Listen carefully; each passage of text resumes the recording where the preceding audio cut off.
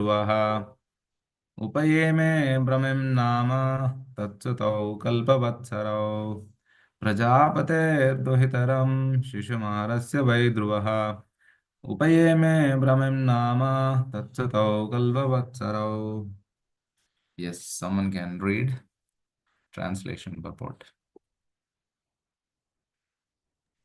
Hare Krishna. Vrishabhanu Mataji, you can read the translation, and Chandana Mataji the purport. Hare Krishna.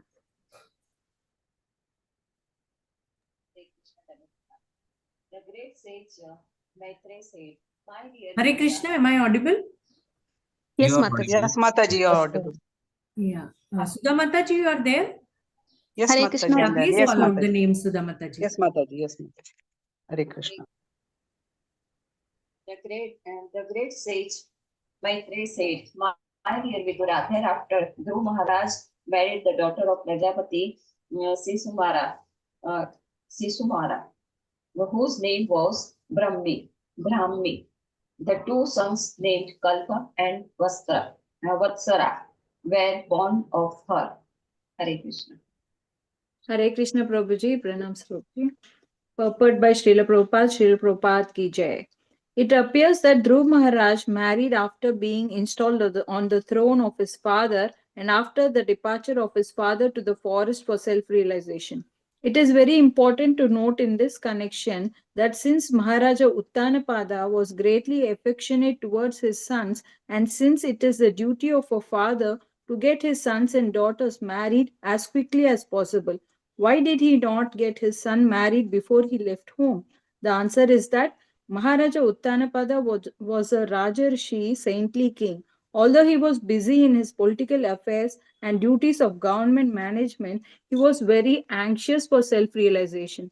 Therefore, as soon as his son Dhruva Maharaj was quite worthy to take charge of the government, he took this opportunity to leave home, just like his son, who without fear left home for self-realization even at the age of 5 years.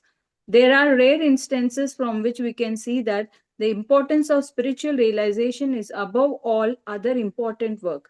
Maharaja Uttanapada knew very well that to get his son Dhruv Maharaj married was not so important that it should take preference to his going away to the forest for self-realization. Thank you, Prabhuji. Hare Krishna. All right. Thank you, Mataji. So, the previous chapter we saw how Dhruva Maharaj, at the end of his meditation on the Supreme Lord, the Lord became very pleased with him and he appeared before him and he touched his head with the conch shell, and Dhruva Maharaj, prayed wonderful verses glorifying the Supreme Lord, beginning with यो अंतः प्रविश्य मम वाचमिमं प्रसुप्तां संजीवयत्यखिल शक्तिधरस्वधाम्ना अन्यांश्च हस्तचरणश्रवणत्वगादीन् प्राणान् नमो भगवते पुरुषाय तुभ्यम्. So dedicating that, my senses have been enlivened all by your mercy, and he, very gratefully, very humbly, said that it is not my capability, it is all because of you that I am now going to glorify you. So that is the mood of a devotee. But at the end of the prayers, Dhruva became very, very, he was dejected. He was lamenting. He was unsatisfied even after having the association, the direct darshan of the Supreme Lord. That was very shocking. So, Vidura is asking Maitreya, what is wrong? Why was he not satisfied? Because, after all, he's seen the Supreme Personality of Godhead, whose darshan is very rare. Then Maitreya tells him that although Dhruva had the vision of the Supreme Lord, although he was benedicted, apparently so-called benediction, because, it was material benediction, Dhruva at heart was so purified, he was so much purified by the vision of the Lord that he could no longer, have any inclination towards material desires. And he lamented that, I kacham vichinvan api divyaratnam swamin kritartosmi varam nayache. I was asking for broken pieces of glass, but the Lord, who himself is like a diamond, rejecting him, I was asking for material desires. So he lamented for asking material desires. It is like he gives this explanation of how a person goes to the king and he satisfies the king. And when the king asks for benediction, Dhruva is asking for, all right, give me, a palm full of rice. The king could have given him half the kingdom or the entire kingdom also. But the person, asks for something very, very insignificant, for which we don't even need to disturb the Supreme Lord. So that was the position of Dhruva. Dhruva was lamenting that, he asked for material desires. So this is a very wonderful chapter where all the devotees who are practicing sadhana bhakti, when we have material desires, we should hear on this Dhruva Upakhyan, because from this we learn how Dhruva lamented at the end of his tapasya, that he looked for something which was insignificant, which is perishable. The positions are perishable in this world. The body is perishable. The positions are perishable. So this gives us an impetus to seek for pure devotional service. Free from karma and jnana, free from fruitive mentality. So Dhruva set that example. How one should lament. So the most important part in this purport is the fact that although Uttanapada seemingly appeared to be not so intelligent king, because he was favoring his other queen like Suruchi and ignoring Suniti, and it appeared like some Kali Yuga family where there is a stepmom and the child is ignored, that kind of a scene, although it is in the beginning of the creation during the Swambhu Manvantara. Directly, he is the grandson of Brahma. So that was the position of Uttanapad. But here we see the real character of Uttanapad. Uttanapada, when he saw that his son was quite capable of leading the Praja, when he saw that his son had a very, very good reputation among the Praja were liking him, they were appreciative of him, they looked towards him as like a father, then Uttanapad thought, this is the right time, I have to get out. So he gave up his family, kingdom, everything else, and he just walked out. And the question here asked is, okay, before doing that, he could have completed his responsibility of, getting him married or something like that. But Srila Prabhupada writes in the purport, he dismisses it off. He says that, Dhruva Maharaj, what is that? Maharaj Uttanapada knew very well that to get his son Dhruva married was not so important that it should take preference to his going away to the forest for self-realization. Probably we all may be thinking, all right, self-realization is also important. Going away, taking vairagya is important. What is wrong in spending another extra 6 months or 3 months to 6 months in arranging for his marriage and getting him married off? Then go away. What's the problem? No. Srila Prabhupada is emphasizing the fact here that self-realization is so urgent. It is so urgent. It is so urgent that it does not wait for any situation, any condition. We should not wait for any situation or any condition. When Uttanapada realized his mistake, like we see in the last chapter, Uttanapada, when Dhruva came back home, when he paid obeisances to his feet, then Uttanapada started crying tears. It is said that he cried cold tears, out of intense affection. He cried cold tears, bathing Dhruva Maharaj with his tears. So he had a great affection and love for his child. And he realized his mistake also, that he was so foolish that he ignored his son and his other queen. And then he realized affection also is not everything.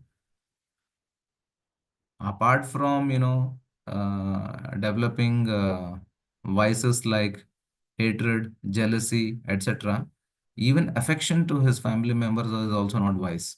He came back to his senses. It was because of the association of Narada.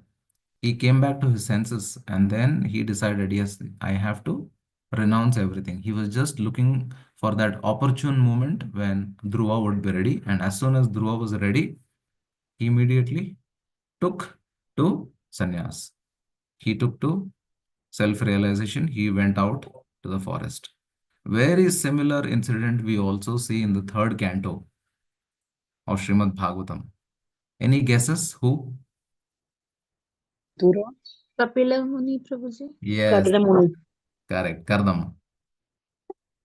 So, Kardama, he didn't wait, when his wife gave birth to 10 daughters. He was just walking away. He didn't think, oh, I have to nurse them, I have to take care of the daughters, let the daughters become young. Not young, he didn't even wait for them, they were just born. I should get them married, then after my duties are complete, then I will walk away. He didn't wait for it. He was just walking away, and then Devahuti expressed desperation. She said, you may walk away, but what about me? I don't have a son who will take care. Women cannot be independent. I need a husband or a son who will take care of me, or a father. So then he stayed back, he thought, okay, all right. And as soon as, Bhagwan Kapila was born, Kardama didn't think, oh, the Supreme Personality of Godhead himself is there in my house, because he had told him, the Lord, when he appeared to him earlier, he told, I would appear as your son. So the Lord, when he appeared in his house, Kardama was not thinking, oh, the Supreme Lord is there right in front of me. There's no need to go to the forest. Chuck the idea of going to the forest. Let me stay back at home and worship him. No, he didn't do that. As soon as the Supreme Lord was born, he went away to the forest. He didn't wait for anybody.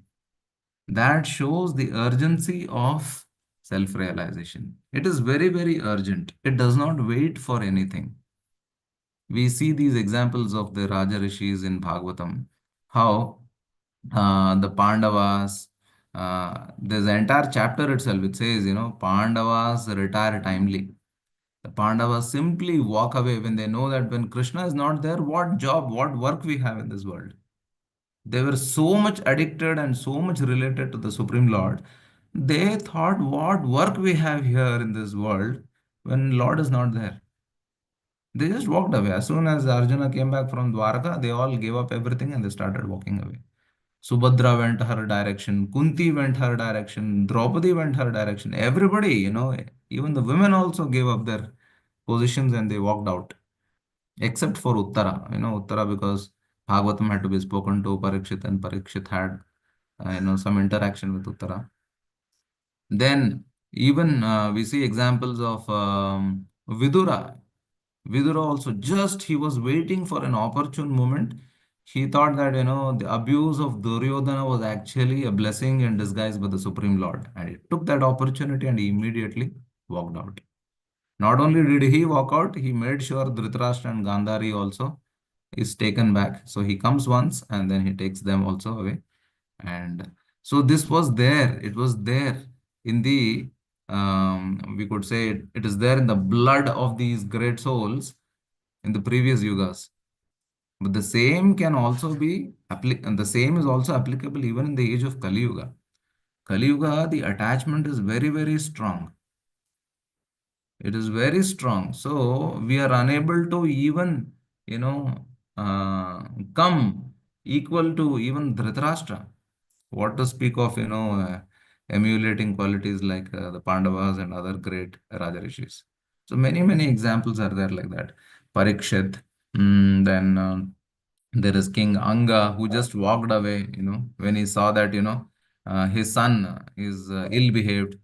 He simply gave up everything and went away. Prachina Barhi, of course, it took some time for Narada to preach to him so that, he could give up everything. Then the sons of Daksha, like, the Haryashvas, Sabalashvas, simply, just by a hint, by great sage, by the association of Narada, they just gave up everything and they went away, because self-realization becomes the topmost priority, the most important priority. So we have to cut down on our material activities at any cost, and we have to give up our material desires, or else there is no hope. There is no hope of even getting a human body. We may risk, if our devotional service is inattentive, if our practice of devotional service, whether it is Shravanam, Kirtanam, chanting, whatever it may be, if it is inattentive, we may even risk not getting a human body also. So those chances are there. So we have to cut down on material activities, material desires, and we have to make sure we are practicing attentive devotional service. We should not think, oh, my son's marriage is there, I have to get him married. My son's education is there, let him complete his MS, let him go to the US, let him come back. Or maybe, my grandson or granddaughter, I have to take care of them. Let me take them to the school. Let me bring them back from the school. Let me take them to the park. When nobody is there, let me sit in the park and, uh, converse with other people.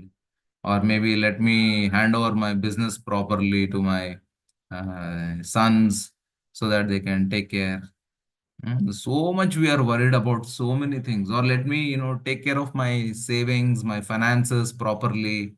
Let me, attend my relatives' functions, marriages, and so many things are there on our mind. All unnecessary, because nothing is going to help us. Nobody is going to ask an account of, what all we have done.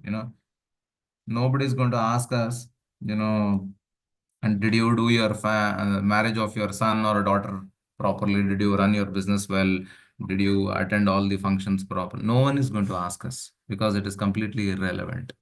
Yes, so long, we are young, we are there in the society. Okay, we are attending some social gatherings, social functions. That is okay. But we have to call it a day. Someday we'll have to cut it down. The scriptures tell us panchas chordvam manam vrajet. By 50, 50 is actually a time of retirement. 50 is a year, the 50th year is a year of seriousness, where one has to go renounce everything and go into, I wouldn't say seclusion, but go into complete devotional service, practice of devotional service. Like Gaur Govind Maharaj would say, Suta Mita Ramanira Chinta, that has to be given up. Suta is sons and daughters. Mita is friends. Ramani is wife. So Suta Mita Ramanira Chinta. One has to give up these things, or else, we are entangled. Actually, Prahlad Maharaj, there are very beautiful prayers of Prahlad Maharaj. Although Prahlad and Dhruva, we see they are all almost of same age, 5 years, but we see Prahlad Maharaj's consciousness is amazing, amazing, because Dhruva had some element of material desires in his heart while he was meditating, but although he became completely purified, Dhruva, right from his womb, he was a pure devotee. So we see the consciousness of Prahlad very high. So he prays, not prays, he is speaking to his classmates. He tells, Katham priyaya anukampitaya sangam rahasyam ruchiranscha mantran suhritsu tatsneha sita shishunam kalaksharanam anurakta chitta. Then what does he say? Putran smaramsta duhitra hirdya bhratra swasrva pitarau ch dino grihan manognoru parichadamsha vrittischa kulya pashubhritya vargan त्यजेत कोशस कृदिवे हमान कर्माणि लोभात अवितृप्त काम औपस्थ जहिवम बहुमन्यमान कथम विरज्येत दुरंत मोह. So the meaning of this is, he says, Katham priyaya anukampitaya. When the wife is there in seclusion, in seclusion, sangam rahasyam is having association of the partner, the spouse, in seclusion, alone. Ruchiramsha mantran. Who can forget that? It is anukampitaya, that compassionate feeling, the loving exchange between wife and husband is the highest. and nobody can come out of it. Then suhritsu tat sneha sita shishunam kalaksharanam anurakta chitta. And the shishunam, the children produced from that combination, and they are speaking, what do you call, lisp, totally. That is called as kalaksharanam. It is broken words. So they may call, mama, dada, and they're very sweet, when you see children, growing children, toddlers, they're very sweet. They capture the minds of the parents, and they're in so much love. We feel that is only Vaikuntha. This is reality. So that way, a person becomes enamored in family life, and he feels family life is all in all. Then, when they grow up, then what happens? Then it is told, Putram smaramsta duhitra hridaya. Then we start thinking about, the son, the daughter. They may be in college, but we are thinking, oh, I have to do something. I have to make some savings for my daughter, and I have to make some savings for my son so that, he can be educated somewhere abroad. Then he can get a good job. So much of planning is going on. Then matra swashrava pitarau cha dino. Then we are thinking of father and mother, how to take care of them. Then swasra, that is sister and brother, how to have interaction with them, how to have relationship with them. Grihan manognoru parichadamscha. So we have a big house, all paraphernalia, furniture in the house. We are worried. No, no, no. This thing should not come here. We should place that there. This interior design is not good. That interior design is good. So much we plan. To look. To make the house look so beautiful that it can attract people who come to my house. So grihan manognoru parichadamsa. Vrittischa kulya pashubhritya vargan. Vrittischa kulya is nothing but we have a vritti, like a business or a job, something, and we give all our life and soul, our dedication, our heart into it so that we can earn more and more. Pashubhritya vargan. So hundreds of pashu in the sense domestic animals. They have cattle. Earlier there were horses, elephants, cows, but now we don't have those cattle. They are replaced by cars. So we have, each family may have one, two, three cars like that. So Pashubhritya Vargan, Bhritya servants. Then Pashubhritya Vargan, Tyajeta Koshas Krideve Hamana, Karmani Lobhat Avitripta Kama. This Koshakrit is nothing but it is a cocoon woven around itself by the silkworm. So, how can he come out of that? He himself has woven a cocoon around himself.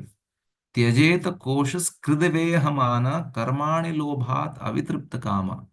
Because because of his entanglement in karma, out of lobha, out of intense greed, avitripta kama, he is unsatisfied in his desires. So it is impossible. He himself has entangled himself. He cannot blame anybody. There is no second person he can blame. He has to blame himself. Then aupastha jahvam bahumanyamana katham virajyeta duranta moha. Aupastha jahvam. That is genitals and the tongue. Bahumanyamana. That is the goal of life. If these two are satisfied, everything else is satisfied. That is only Vaikuntha. Katham virajyeta duranta moha. How can such a person come out of this entanglement, of this great illusion? So this is how what do you call Prahlad is praying. So we may be thinking oh no, devotees are not so much entangled. Yeah, maybe not as much as the materialists are entangled, but we definitely surely are entangled to some extent. We have to make sure that are we following Bhagavatam as it is. So that is important. We have to always introspect ourselves. Am I following properly or not? Is my every action, every activity that I'm doing, is it in line with Krishna consciousness? Is it pleasing the spiritual master? Is it pleasing Krishna? Am I doing it for my own selfishness? Is it for my own sense enjoyment, sense gratification, or is it for the pleasure of Guru and Krishna? This introspection has to be done every day. it also has to be done in the association of the devotees, because alone we cannot do this introspection. It is not possible. The association of devotees is always constantly needed. So that is important. So, yeah, so in case of devotees, we may be thinking, no, we are not so entangled, but, we should not also risk thinking that, I'm completely aloof from material activities. It is very important that we have to introspect ourselves. Prahlad also further says, Kudumba poshaya viyan nijayur na buddhyate artham vihatam pramatha sarvatra tapatraya dukhitatma na nirvidyate swakutumba rama. He says, Kutumba poshaya, for the sake of maintaining the family, viyan nijayur. He gives up his entire life. He dedicates his entire life for the family.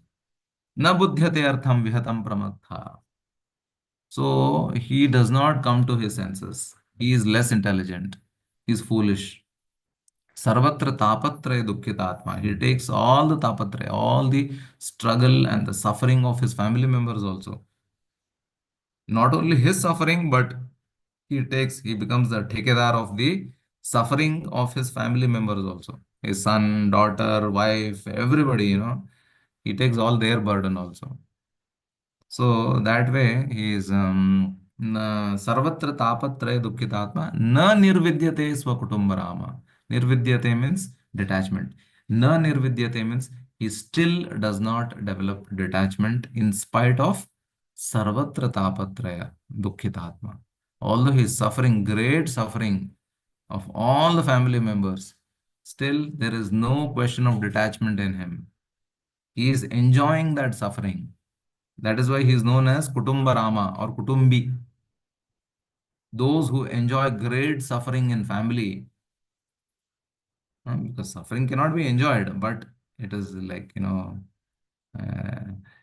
it is a metaphor where anyone who enjoys great suffering in the family is known as Kutumbi or Kutumba Rama. So like that, for the sake of maintaining the family or for the sake of money, vitteshu nitya bhinivishta cheta vidvamscha dosham paravitta hartu.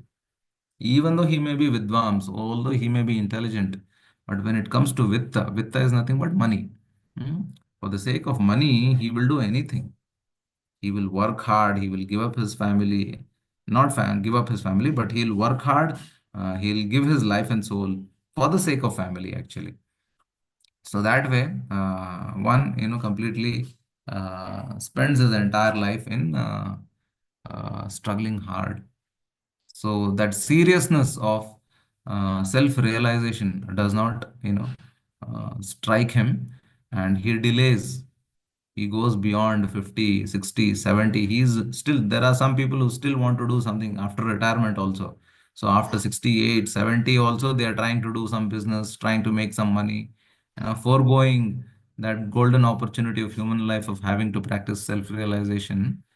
And they are, still attached to some karma, some activity they want to do. There are some certain bhajans of Bhaktivinoda Thakur. When we sing those bhajans, it really brings a sense of seriousness in our heart, seriousness of taking to self-realization quickly as soon as possible. Like we have this Gopinath Mama Nivedana Shano. Then there is this Bhuliya Tomare. Bhuliya Tomare is another bhajan. How we are lamenting that I have wasted my entire life. Gopinath also speaks about that only. I have wasted Bardhakya ekono upaya vihina tate dina akinchana bhakate vinoda prabhura charane koro ye dukkha nivedana. This is how he ends in this Gopinath bhajan. Very amazing, how he is expressing his uh, suffering and lamentation that he is away from the Lord. And then this Amar Jivan Sada Papirata, that is also an amazing bhajan where he is expressing his sinful, although Bhaktivinoda Thakur is Nitya Siddha, but he is putting himself in a position of a sinful man and then pleading, crying at the lotus feet of the Lord. We will sing one of these bhajans. We'll sing Bhuliya Tomare. That's a very nice bhajan. Maybe you can search in KK songs, Mataji, or any website on the internet. It can be displayed for the devotees. It's called as Bhuliya Tomare.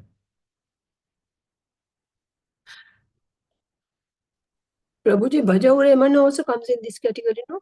Bhajahure Mana, yes, exactly. That is, training the mind. Yeah. Yeah. This one, Prabhuji, Bhuliya Tumhare, the one on the screen. Yes, correct, Mataji.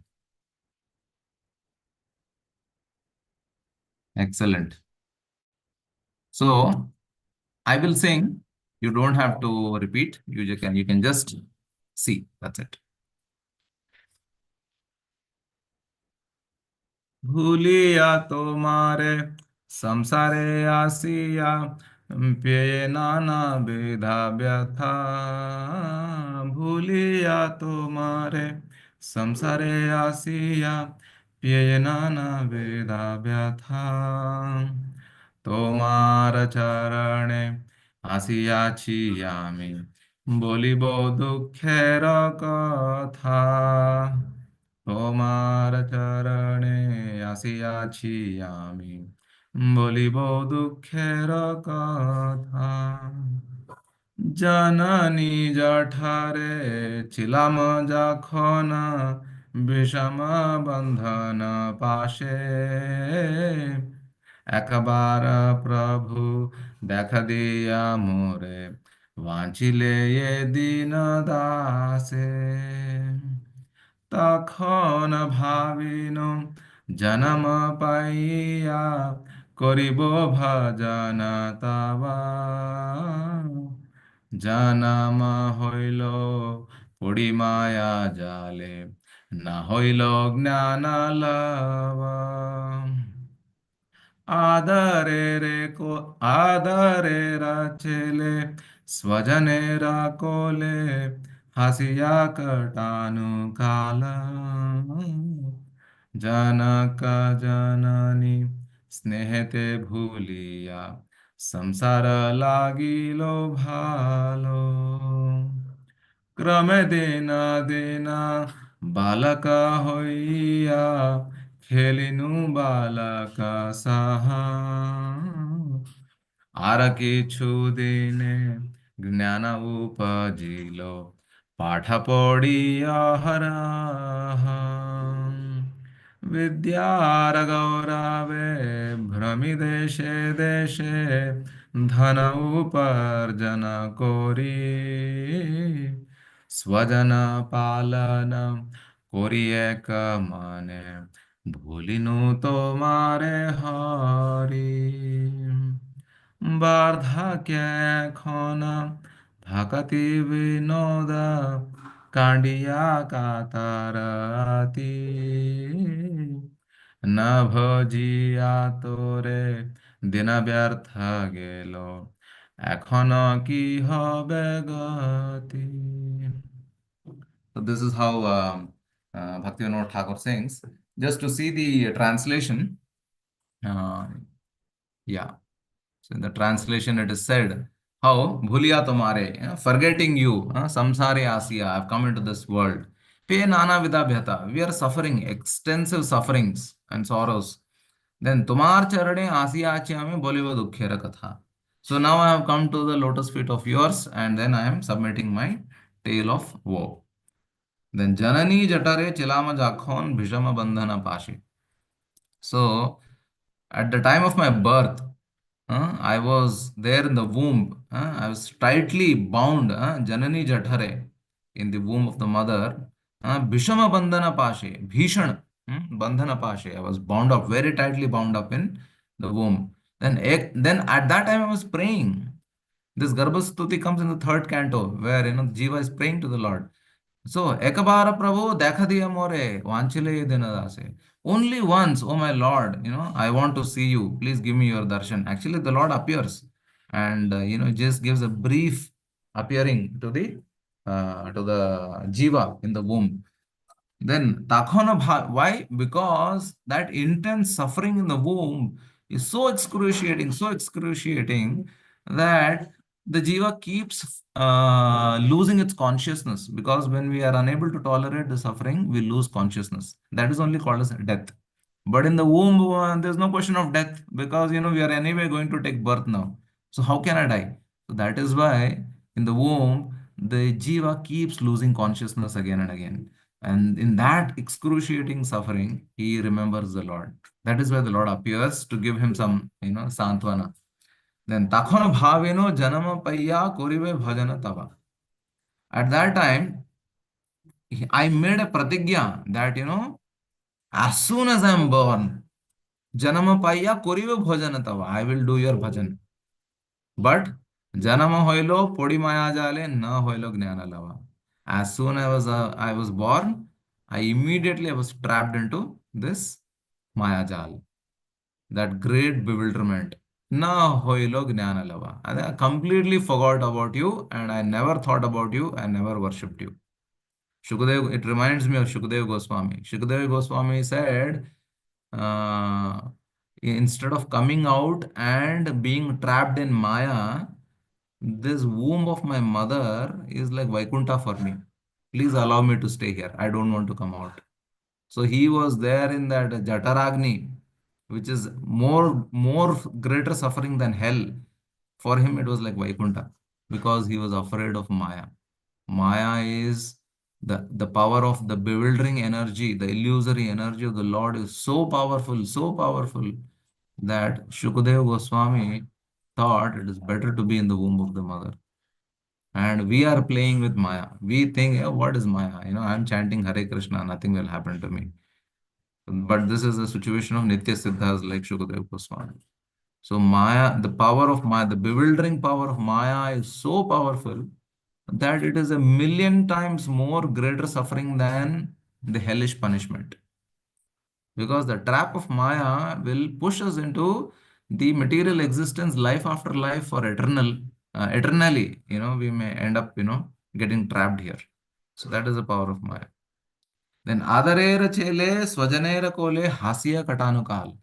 Then, Kola means a lap. So, Swajanera Kola, I started sitting in the laps of my different sisters, brothers, sisters, uncle, aunts. They all started, Hasiya Kathanu Kal. So, I was smiling, laughing, playing with all my family relatives, and, I passed my time very nicely. Then, Janana Janani, Snehete Bhuliya. Janaka Janani, Snehete Bhuliya, Samsara Lagilo Bhalo. So then my mother and my father, they started caring for me so much. Beta, kya khayega? I will make this for you. I'll make that for you. Don't go here. Don't go there. Take this money. Study here. So their love and affection, snehete bhuliya, samsara lagilo bhalo. The world started becoming very, very attractive for me.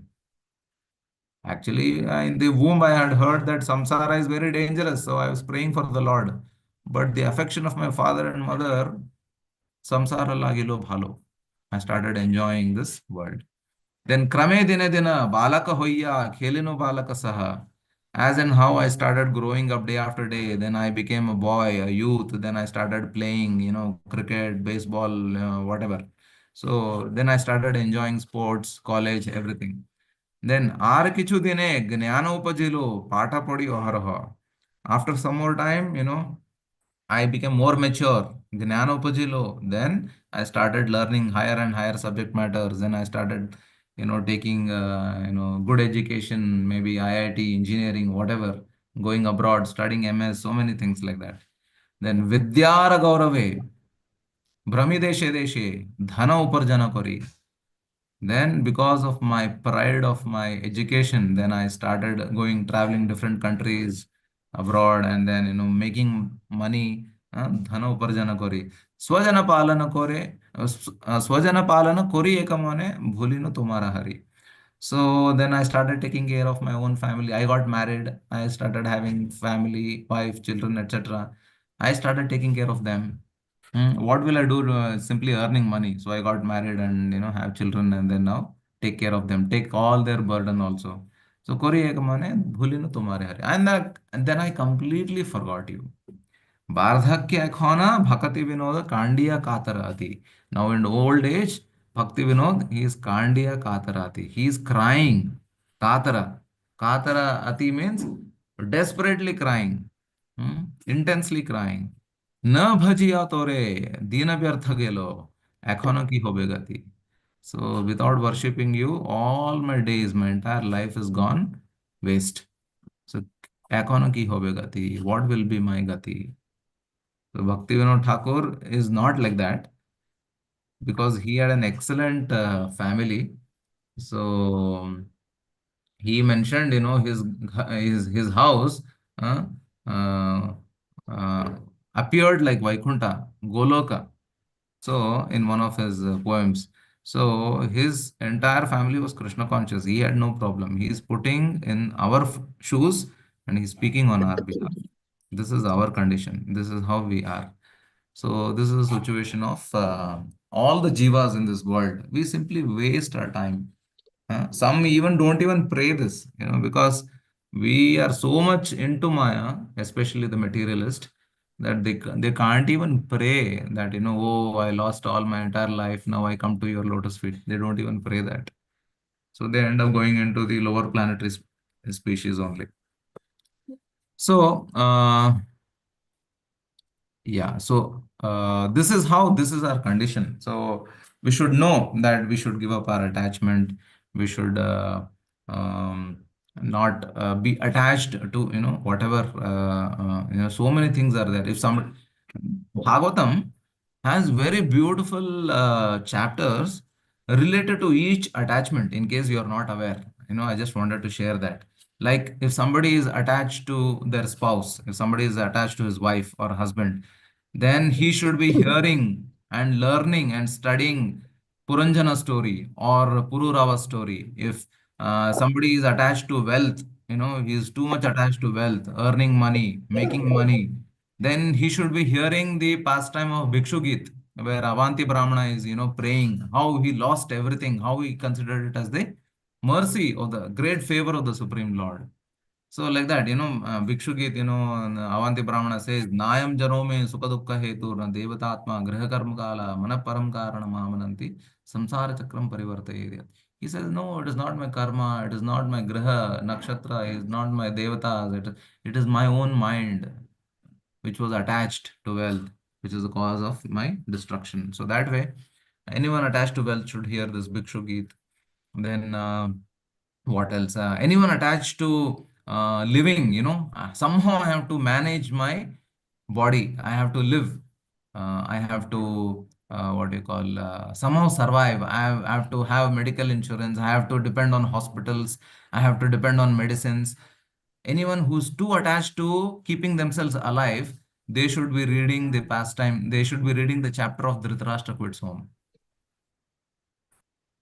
where, left, right, center, Vidura gives him.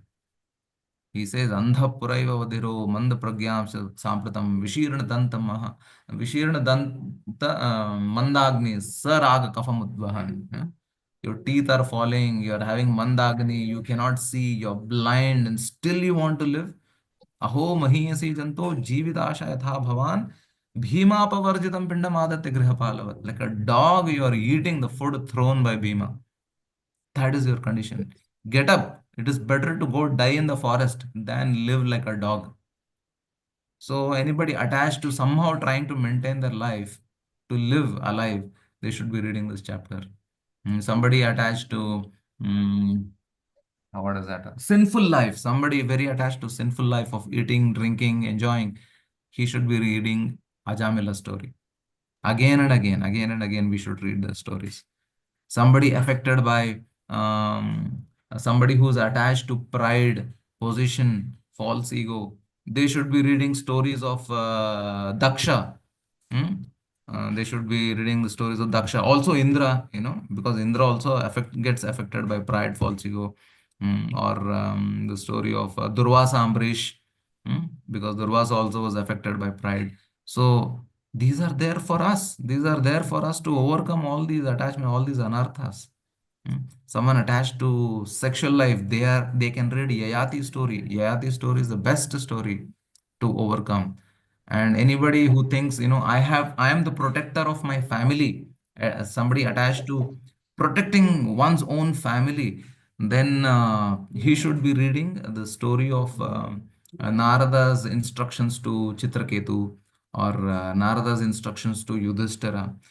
Yudhishthira had that attachment. Yudhishthira had one anartha, in just in case if you all are not aware. Although he's a pure devotee, he had one small attachment. You may think, what is wrong with that attachment? The attachment is, he thought, I am the takedar of the protection of all the people, all my relatives. So he thought that I am the protector, I am the king, I have to protect my praja. So he became very disturbed when he saw Gandhari and Dhritarashtra disappear. When Vidura took them away, Yudhishthira became very disturbed. He thought, oh my God, they are upset with me, they are angry with me, maybe because we killed their sons. So they became, very depressed, and they have went away, they have left away. Oh, what a great misfortune. What mistake did I do? So he was so concerned that he could not protect them. And then at that time, Narada comes and he tells Yudhishthira, my dear friend, he says one very beautiful statement. He says, Kala karma gunadhino dehoyam pancha bhautika kadam anyamstu gopayet sarpagrastha yathaparam. He says, Kala karma guna adhina. All the living entities in this world, they are under the control of Kala, karma, and guna, all the three gunas, and the karma, fruitive activity, and Kala. Adhina means they are subordinate to these three things. Kala, karma, guna, adhino, dehoyam panchabhautika. And they are also entrapped within the Panchamahabhuta body. Katham anyamstu gopayet sarpagrastoyat aparam. How can such a foolish living entity protect others? Gopayet, goptritve is nothing but protecting others. Katham anyamstu gopayet sarpagrastoyat aparam. When he himself is in the mouth of Kala Sarpa. It's like, a frog is in the mouth of a snake, and the frog is telling the other frog, hey, don't jump there. You will fall, you will drown yourself in the water. You foolish frog, you are already in the mouth of the snake. You protect yourself first. This was the message of Narada to Yudhishthira. He told him, you don't worry about Dhritarashtra and Gandhari.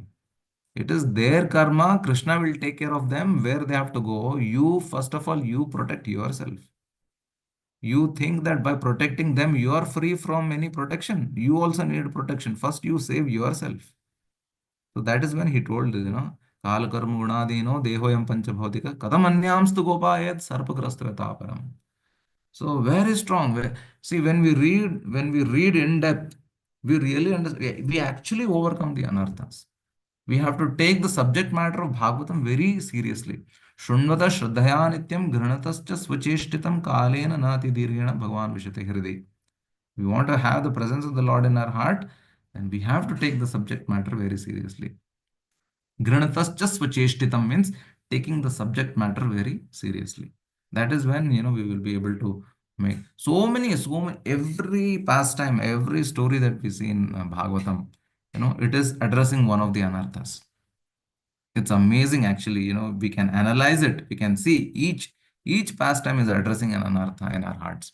So that is how, when we take shelter of Bhagavatam, we will know the seriousness of self-realization, and we will be able to take that decision of, cutting down our material activities and become serious for self-realization. And then we may not go to the forest. We cannot go like Uttanapada. We may not be able to go to any forest. But at least wherever we are staying, just trying to be satisfied in whatever we have, just trying to live, meeting both ends together, just to survive, eating a little prasadam and engaging in devotional service, rendering devotional service at the local temple or in the association of devotees. That is the best thing. And traveling off and on, because traveling will help us become detached from the place of our shelter also. Sometimes we become attached to home. We may be living simply, but we may become attached to home. Attachment to home also is dangerous. We may have to end up coming back in that same house. That is why we have to keep traveling to holy places and coming back. So that will help us reduce our attachment on the home also. Not just persons, not just activity, but also home. So that way, we can, at least in the age of Kali Yuga, we can try. If not, we may not We don't have to go away, but at least if the family is favorable, you can stay back at home. If the family is unfavorable, you have to go away. That is also mentioned. Like it is said, Chanakya Pandit says that Mata yasya grihe nasti bharya apriyavadini aranyam tena gantavyam yata griham tatha aranyam. Where there is no mother and father in the house, where the wife does not speak properly to the husband, then aranyam tena gantavyam. He should give up that unfavorable family and walk away. Why? Because yatharanyam tatagriham. Because in such a house, he is actually living in the forest because there is only suffering in the forest. It is better to go suffer in the real forest than suffer in the artificial forest where you cannot do any self-realization. So that way we have to see whether the family is also favorable or not, like that. We will quickly finish the other verses.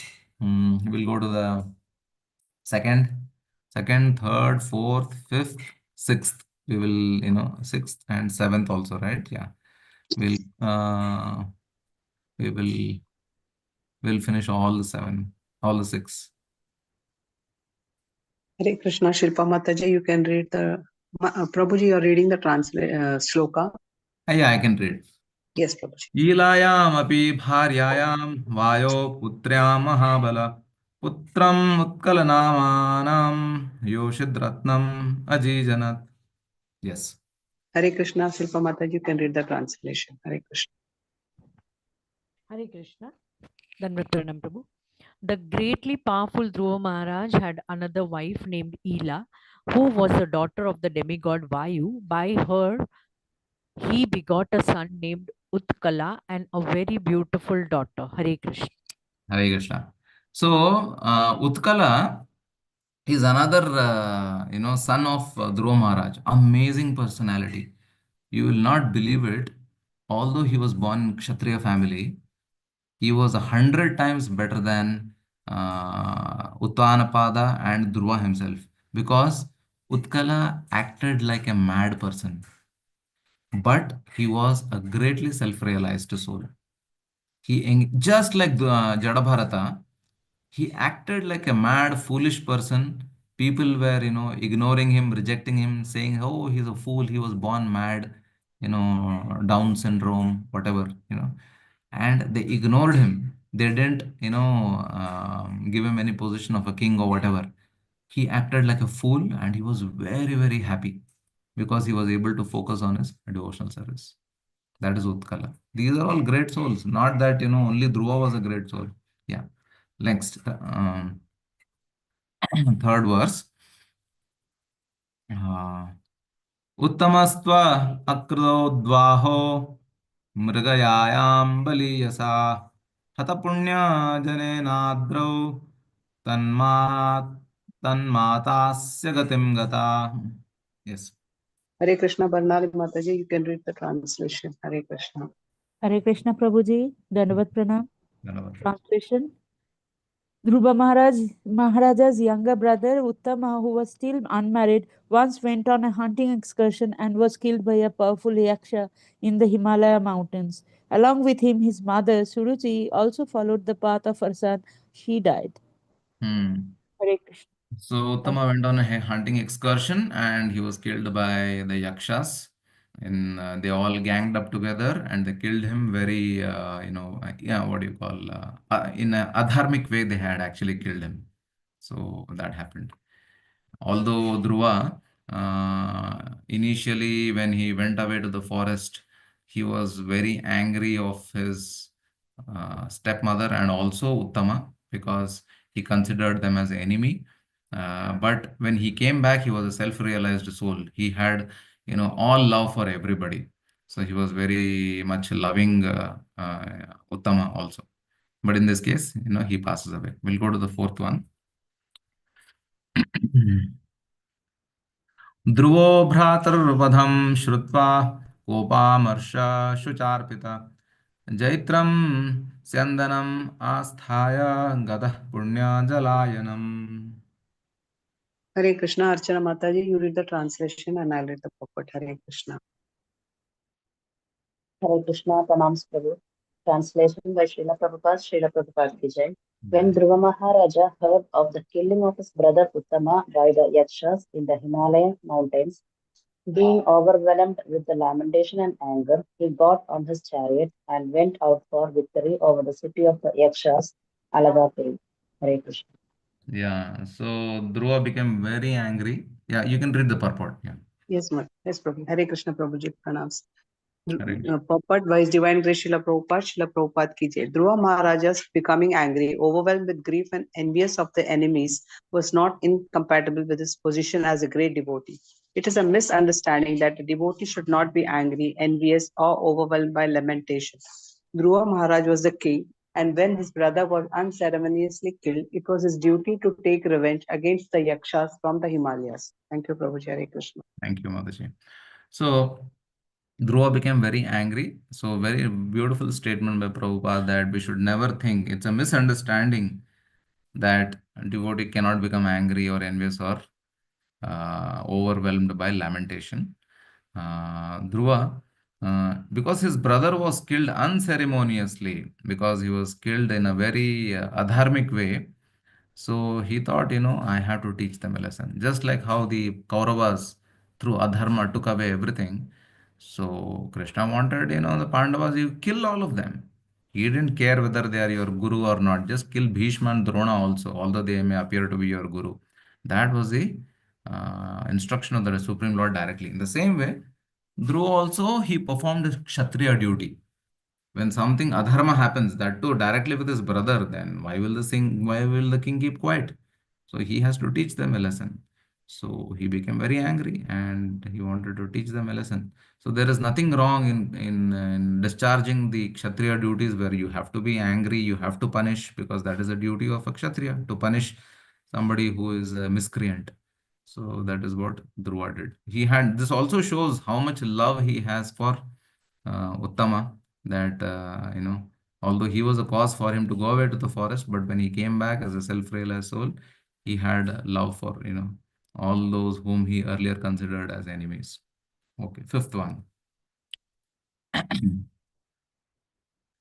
गत्वोदिचीं दिशं Raja रुद्रानुचर सेवितां तदर्श हिमवद्रोण्यां पुरीं गुह्यकसङ्कुलाम्. Hare Krishna, Soma Mataji, you can read the translation and purport. Hare Krishna. Hare Krishna Prabhuji, Dandat Pranams. Thank you, Mataji. Translation and purport by His Divine Grace A.C. Bhaktivedanta Swami Prabhupada ki jai. Dhruva Maharaja went to the northern direction of the Himalayan range. In a valley, he saw a city full of ghostly persons who were followers of Lord Shiva. Hare Krishna. Thank you, Mataji.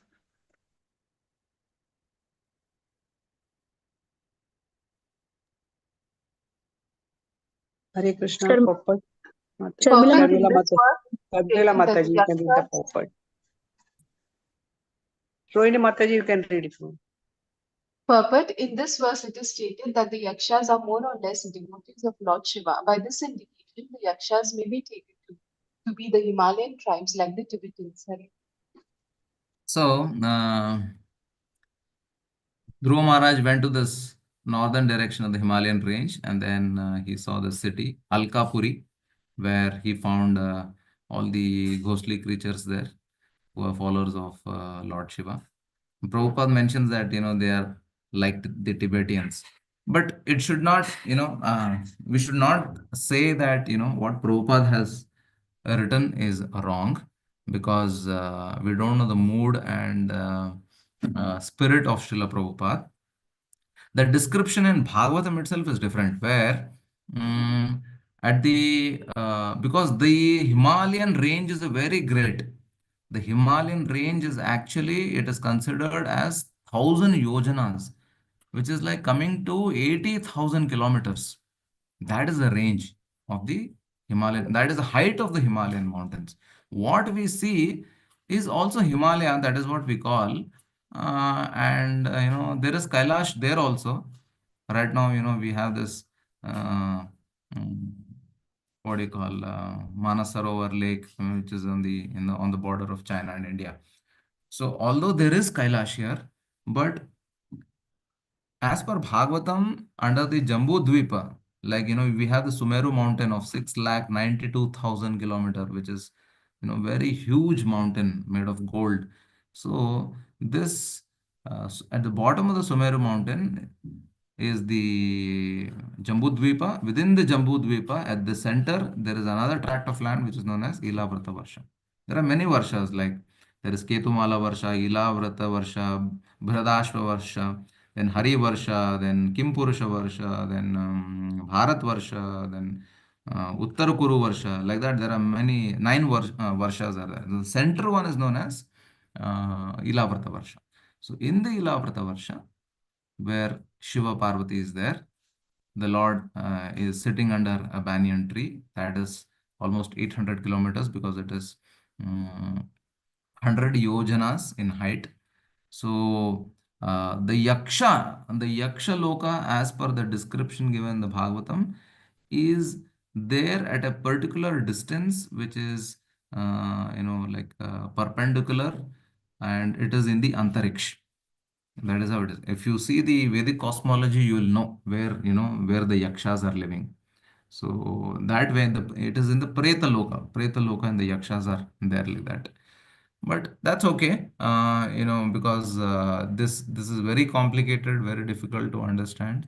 But yes, the explanations are all given. But Prabhupada writes here, they are like the Tibetans. The Tibetans look very ghostly kind of figure. So the Yakshas are very similar to Tibetans. That is how we can understand. We can take it. Okay. Sixth one. Dadmau Shankham Brahadbahuhu Kham Dishas Chanunadayan Yenodvigna Drisha Kshattar Upadevyo Trasanbrisham. Hare Krishna, Sharmila Mataji, you can read the translation. Hare Krishna. Hare Krishna. Translation by His Divine Grace A.C. Bhaktivedanta Swami Prabhupada, Srila Prabhupada ki jai. Maitreya continued, My dear Vidura, as soon as Dhruva Maharaja reached Alakapuri, he immediately blew his conch shell, and the sound reverberated throughout the entire sky and in every direction. The wives of the Yakshas became very much frightened. From their eyes, it was apparent that they were full of anxiety. Thank you, Prabhuji. Seventh one. Tato Nishkramya Balina Upadeva Mahabhata Asahantastan Abhipetur Udayudha. Hare Krishna, Krishnamurti Prabhu, you can read the translation. Hare Krishna. Hare Krishna Prabhuji, Hare Krishna Mataji, Pranam Prabhuji. Hare Krishna, Prabhu. Translation by A.C. Bhakti Vedanta Prabhupada ki jai. O hero, Vidura, the greatly powerful heroes of the Yakshas, unable to tolerate the resounding vibration of the conch shell of Dhruva Maharaja, came forth from their city with weapons and attacked Dhruva. Hare Krishna Prabhuji, Pranam Hare Prabhuji. Krishna. Thank you, Prabhu. So this is where the battle starts between Dhruva and the Yakshas. It is told that I read the description yesterday.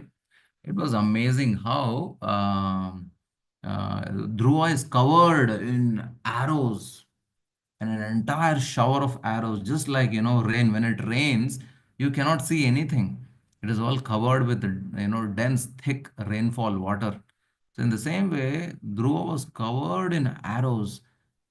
Each yaksha, Dhruva was shooting 3 arrows at a time, and the yakshas, each one, 130,000 yakshas, each one was shooting 6 arrows.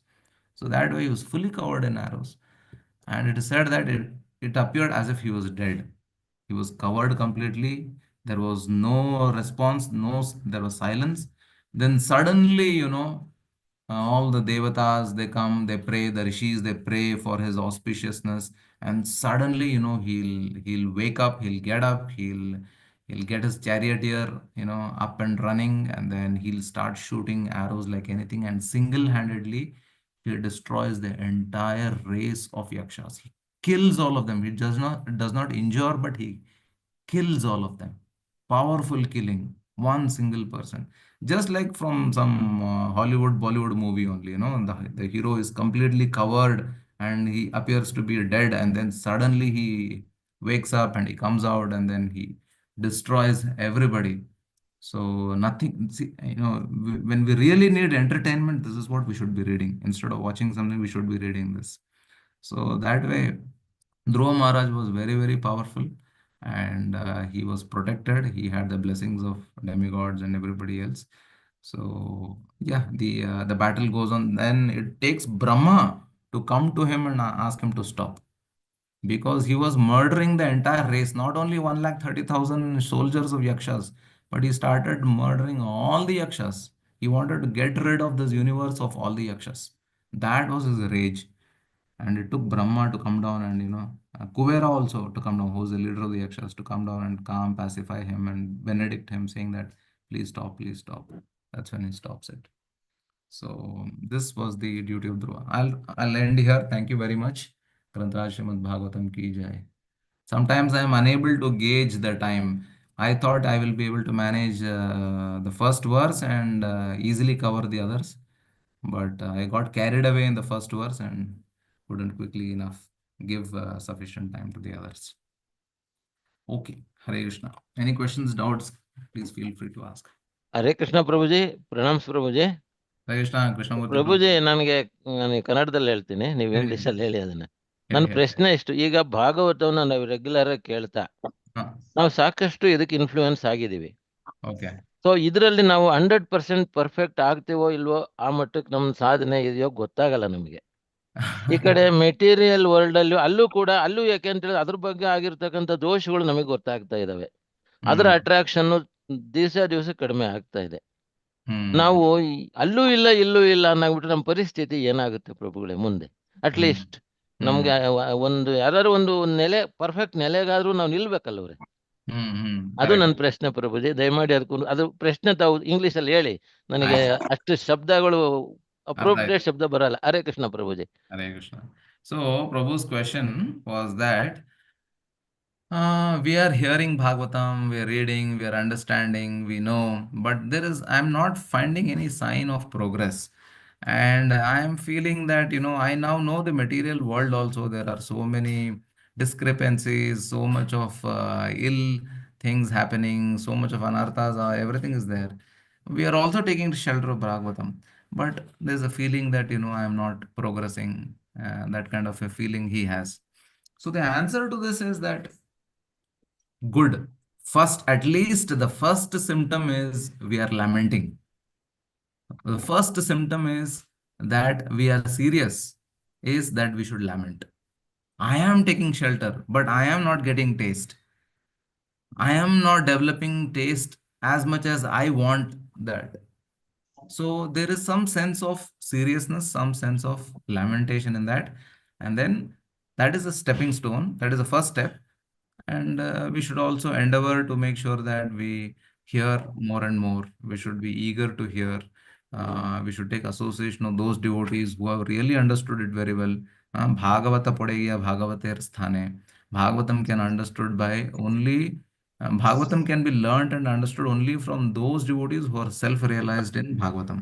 So we take their shelter, we hear them, we associate, we regularly attend Bhagavatam classes. So Nityam Bhagavata Sevaya, Bhagavati Uttama Shloki Bhaktar Bhavati Naistiki. It is a gradual process. We may not see it suddenly in 5-10 years. It's a gradual process. It may take one full lifetime or 10 lifetimes or 100 lifetimes. We don't know. Each one's capacity is different. Each one's anartha baggage is different. So each individual is different. So it also depends on the tivrata of our bhakti. It's a combination of our tivrata and also our baggage of anarthas. So it will happen. One thing we can do is lament and pray to the Lord and pray at the lotus feet of Guru and Krishna. That's it. So that will help us. Hope that answers Prabhu. Yeah. ಪ್ರಭುಜಿ, ಅರ್ಥವಾಗಿದೆ. ಅದ್ ಮಾಡೋಣ, ಅದ್ ಮಾಡ್ತೀನಿ ಪ್ರಭುಗಳೇ. ಮಾಡಿ. ಎಲ್ರು ನಾವು ಒಂದೇ ದೋಣಿಯಲ್ಲಿದ್ದೀವಿ. ನಂದು ಅದೇ ಕತೆ. ಸೊ ಹಾಗಾಗಿ ನಮ್ಗೆ ಬೇರೆ ಸೊಲ್ಯೂಷನ್ ಇಲ್ಲ. We have to just take shelter of Guru Krishna and pray and associate with those devotees who have taste for Bhagavatam. By their taste, we'll also develop taste. Like if I want to become drunkard, I cannot sit at home and drink liquor. I will never become drunkard. If I go and associate with the drunkards, they will teach me how to become a drunkard. So we all should become drunkards, but transcendental drunkards. Yeah. Okay, Prabhuji. Hare Krishna. Hare Krishna.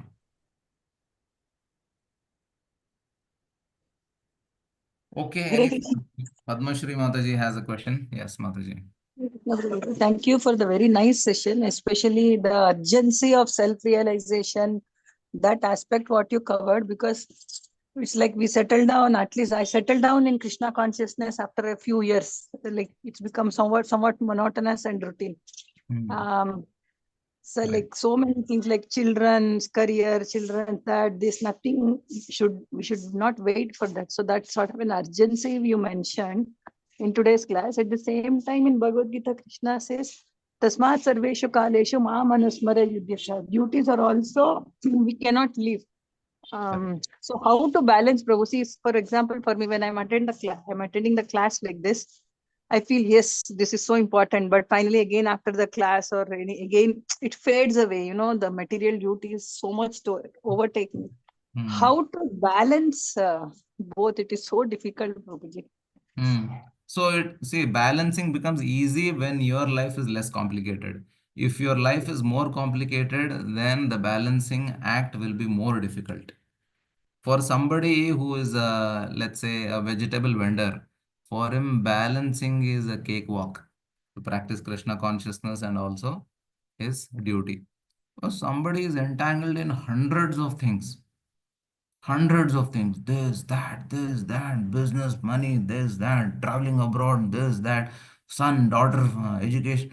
There's no hope. They have to cut short forcibly. We should become selfish. In spiritual life, we have to become selfish. When we become selfish, Krishna will help us balance. When we are not selfish for our own progress, then we are entangled. So we have to make that decision. We have to introspect. We have to see. We have to see why these other devotees are able to practice so nicely, why I am not able to practice.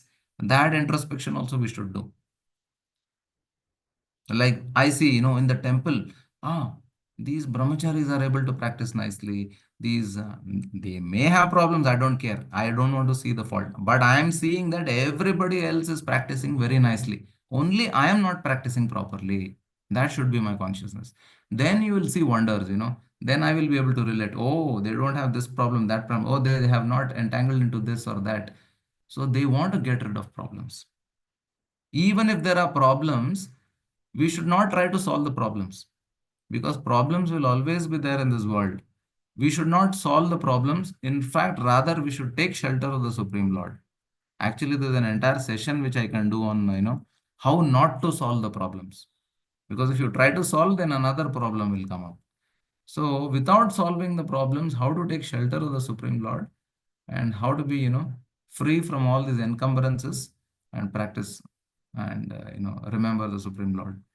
So, it is, we have to do that introspection. We have to see, how other devotees are practicing, how they are nicely practicing, why they don't have an entanglement, why I have an entanglement. So that way, we have to cut short on, something which is unnecessarily we are entangled in, we have to cut it short. I remember one beautiful example of Devaki Mataji. There's one devotee, I don't know if you all are aware. There's one Mataji called as Devaki Mataji who does a seminar on holy name and forgiveness, false ego, so many things. She's a disciple of Niranjan Maharaj. So she was telling, when she came here, she was telling how she is from Germany and she worked for some time as a nurse, and then later on she took up to full-time Krishna consciousness, and now she is a traveling preacher. She goes to different centers and then she is preaching, and then she has written books. She's written 5 6 books. She is also what do you call she is also promoting her books wherever she goes to the temples. So she was telling how at one point of time when she became a full-time devotee, she got a notice from the German government from that she hadn't paid income tax for such and such year. And the amount was huge, like, converted to some approximately 3 lakh rupees or whatever.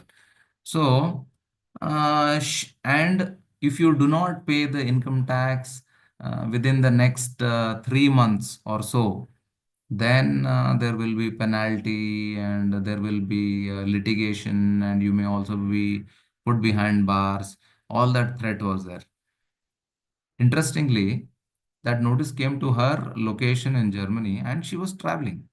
She is not aware of it. And after 3 or 4 months, when she went back, she found that notice which had come, that she hadn't paid the income tax.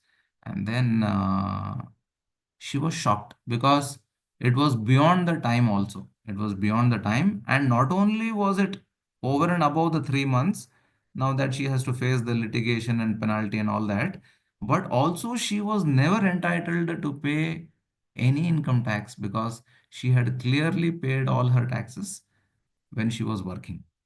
There was no reason for her to pay even a penny. But she didn't wanted to pay. Second thing, it was also now more than 3 months. Now that multiplied. So she was in great anxiety. She didn't know what to do.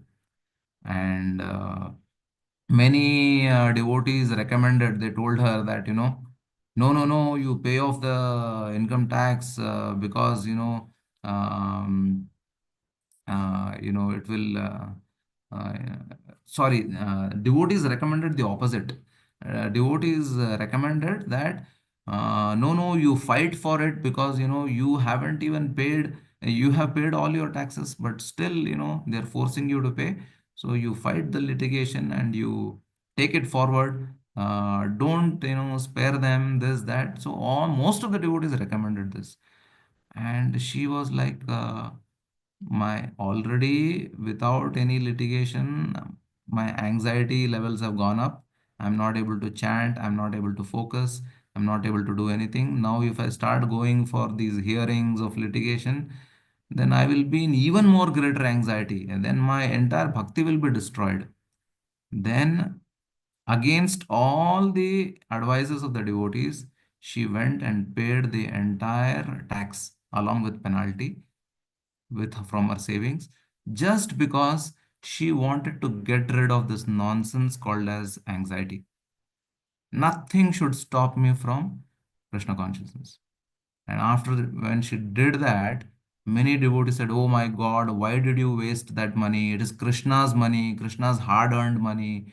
You simply given it away to the government, this, that." So many people commented so many things. But she didn't care. For her, my mind intelligence should be focused on Krishna consciousness. That is my offering to the Lord. I don't want any anxiety. I can go to any extent. In the same way, when we are there in encumbrances, when we have problems in our life, we have to cut it. Somehow or the other, we have to cut it, we have to reduce it. Even if it means you have to live in a small room, you have to eat only one time in a day for the sake of Krishna consciousness, you do it. Chuck everything out in your life. Then your mind will become very peaceful, and we can very peacefully leave our body also. This is just one small example. Like that, there are wonderful examples of devotees in our movement. I hope this helps. Hare Krishna. Hare Krishna, Prabhu. Yes, Prabhu. Very much it helps. Yeah. And please do that session also, Prabhu. You said how to, not to solve problems. Some Yeah, session. exactly. We are entangled. We are entangled only in problem solving. Like, Krishna, if you remove this problem, I will dedicate my entire life to you. No, the problem is arranged by the Lord, so that, it purifies us. When the thorn is pricking our leg, then, we can desperately call Krishna every day for the rest of our life. When there is no thorn pricking us, when there are no problems, we will snore and sleep. We will not be able to practice bhakti properly. So suffering is needed. We should never solve the problems. We should accept the problems given by the Lord, and we should continue practicing devotional service. That is the way of becoming detached and taking shelter of the Supreme Lord. It's a science, actually. It is a big science. We learn this from the pure devotees. Okay. Anything else? Hare Krishna, Prabhu. Wonderful class. Hare Krishna. Thank you, Mataji. Wonderful. Thank you so much for your association, Prabhu. We can end the class with prayers, Prabhu. Yeah, sure. वाञ्छाकल्पितरुभ्यश्च कृपा सिन्धुभ्य एव च पतितानां पावनेभ्यो वैष्णवेभ्यो नमो नमः। अनंत कोटि वैष्णव वृंद की जय, श्रील प्रभुपाद की जय, ग्रंथराज भागवतम की जय। Thank you, Prabhu. I'll end the class. Hare Krishna. Krishna to all devotees.